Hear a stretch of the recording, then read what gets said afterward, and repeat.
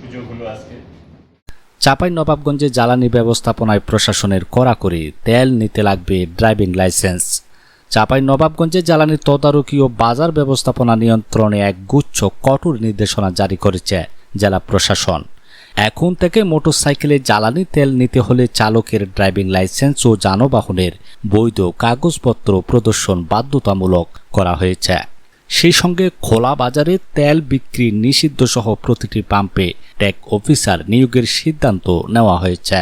বিস্তারিত থাকছে গৌরাঙ্গ বিশ্বাসের প্রতিবেদনে।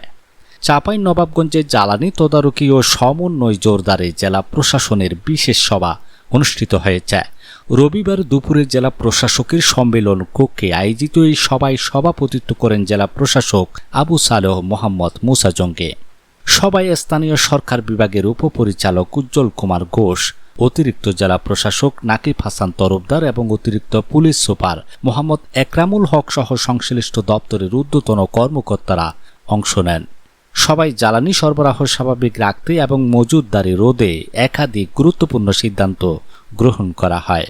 নির্দেশনা অনুযায়ী জেলার প্রতিটি পেট্রোল পাম্পে একজন করে সরকারি কর্মকর্তাকে ট্যাগ অফিসার হিসেবে নিয়োগ দেওয়া হয়েছে। এখন থেকে ফিলিং স্টেশনগুলোতে জ্বালানি মজুদের তালিকা দৃশ্যমান স্থানে প্রদর্শন করতে হবে।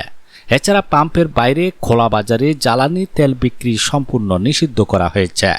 যদি কেউ এই নিয়ম অমান্য করে তবে মোবাইল কোর্টের মাধ্যমে শুধু জরিমানা নয়, প্রয়োজনে কারাদণ্ড ও কঠোর শাস্তিমূলক ব্যবস্থা নেওয়া হবে। সবচেয়ে গুরুত্বপূর্ণ পরিবর্তনটি এসেছে মোটরসাইকেল চালকদের জন্য। এখন থেকে পাম্পে তেল নিতে হলে সাথে রাখতে হবে ড্রাইভিং লাইসেন্স ও গাড়ির বৈধ কাগজপত্র দেখাতে ব্যর্থ হলে মিলবে না কাঙ্ক্ষিত জ্বালানি।